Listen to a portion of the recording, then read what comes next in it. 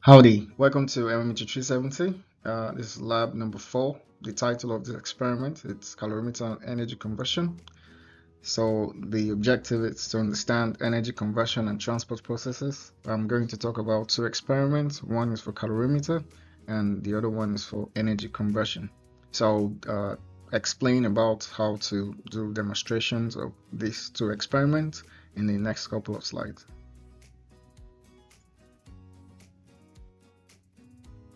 For the energy conversion experimental setup, we look at some instruments we're going to use and some devices. And in these experiments, we are going to demonstrate how electrical energy is transformed into thermal energy. So we need one, the blender from the schematics shown. That's a blender by the left hand side. We also need a watt meter to give us electrical inputs. And we need a DAC, a DAQ, and we also need a laptop that can help that has an Agilent software. So in all this, we are going to blend a certain amount of water. We would measure the change of in temperature of the water in the process and record the electrical energy input to the system by the use of the watt meter. Temperature measurement devices we use for this is the thermocouples, which help us to collect temperature measurements by the aid of the data acquisition system that help us to get the exact temperature measurements of this experiment. The second experiment is a calorimeter experiment. In this experiment, we are going to measure the specific heat of aluminum by bringing a piece of aluminum and a given amount of water to thermal equilibrium inside an insulated box to prevent heat transfer with the surroundings. Just like is illustrated in the schematics, we can see the box and we can see inside the box there's an aluminum and there's an amount of water. So with this experiment, knowing the specific heat of water, the weight and the initial temperature of the aluminum piece and the volume and initial temperature of water, we can obtain the specific heat of aluminum. You will find more information of that when you watch the video of the experiment to understand how we can obtain the specific heat of aluminum.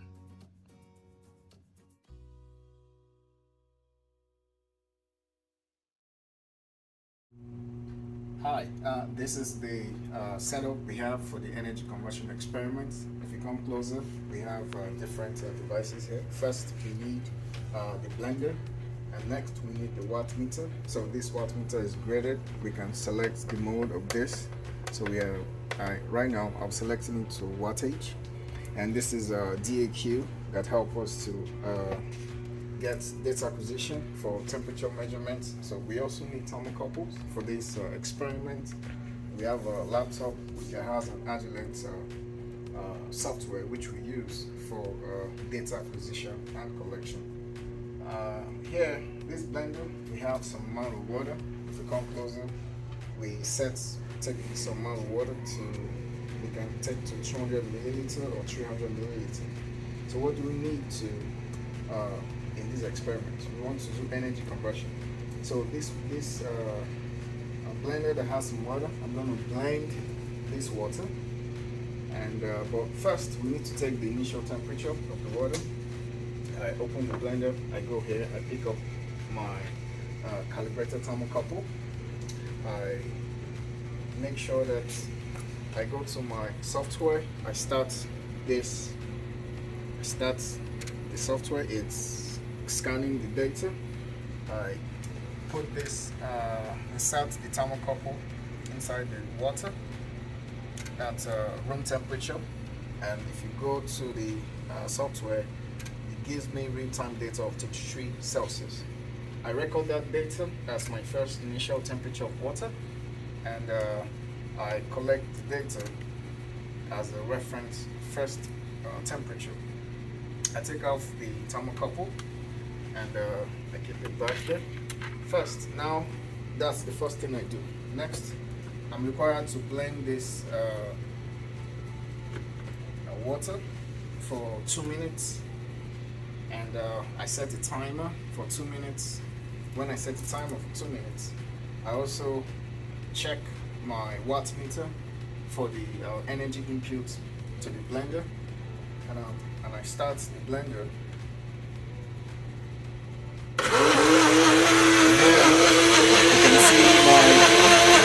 Watts meter is reading from 120 watts to 6 watts. I'm going to play this for 2 minutes. So that's the end of 2 minutes. We had to pause the videos and blend fully for 2 minutes. So that's why it looks like, it seems like not 2 minutes, but we had to pause and blend fully. Then we take our thermocouples to measure the temperature of water when the blender has finished for blending for 2 minutes. We insert it into the blender. We try to start the DAQ, and we start the DAQ. We measure the final temperature of water. Okay, so we collect that data as one of the data we're going to use for our data analysis. So, but first, the data we need for this experiment are: one, we need to get the mass of water. Okay, because it's first law of thermodynamics. We need to get the mass of water. We need to get the initial temperature of water, the temperature difference, initial temperature before the blender is running, and final temperature after the blender is running. So that temperature difference, we have the mass of the water, we know the specific heat of water, and with that we can find the energy inputs of water, and the energy input is power times time. The time taken to run this blender times the power from the watt meter. That's the energy input, and the energy output is to get the efficiency of the blender. The energy output would be Q equal to MC theta. Okay, so energy output over input can give us the efficiency of this blender. So that's all you need to know about this experiment. Thank you. Hi, this is the next experiment. So this is a calorimeter experiment. If you come closer, this is the calorimeter box, and this obeys the first law of thermodynamics, that energy cannot be created or destroyed, but transformed from one form to another. The schematic you saw, so this box contains two things: a piece of aluminium. This is the aluminum piece, and if you come closer again, you can see that there's a mass of water in this calorimeter box. So what do we need here? So this is the box, and we also need to measure we need to measure the mass of aluminium. We also need to measure the mass of water in that. So we'll take those two measurements, the mass of aluminium and the mass of water. We also need to measure the initial temperature of water. How can we do that? We use our Agilent and the thermocouple. So we insert the thermocouple to the calorimeter box, the record initial temperature of water, and then we put that in record. So three things: we've measured the mass of water, mass of aluminium, and the initial temperature of water. The major objective is to find the specific heat of aluminium. So next we try to get a certain, we need to heat locally. We don't have a furnace, but we just heat up some water. We have some hot water ready. The assumption that we want to use is that we want this aluminum block to be well heated. Okay, so we dip it into this hot water. Sometimes we allow for like 3 to 4 minutes to get a specific temperature range. So we assume that by the time at the end of 3 to 4 minutes, the temperature of water and the temperature of aluminium would have been in equilibrium state.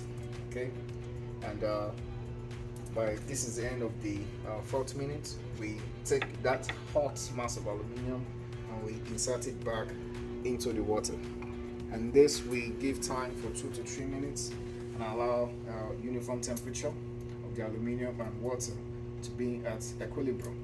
And after the end of 3 minutes, we take off this lid, and we are assuming that the temperature of water and aluminium are at equilibrium. So we measure that final temperature. That's both the final temperature of water and the final temperature of aluminium.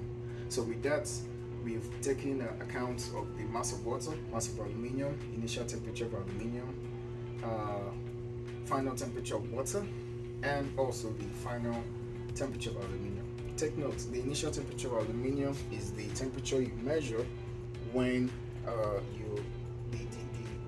when you heat up the aluminium at the hot water. So that's your initial temperature. But the final temperature is when the temperature you record when the water and the aluminium has reached an equilibrium temperature when you take up the this hot block into the calorimeter box. So by the time you wait for 2, 3, 4 minutes, it gets to uniform temperature. You take up the temperature you record for the water as the final temperature of water and final temperature of aluminium. With all this data recorded, we can use that to calculate the specific heat of aluminium. So all these are what you need for the experiment, and the objective is to get the specific heat of aluminium, and which obeys the experiment itself obeys the first law of thermodynamics. Thank you.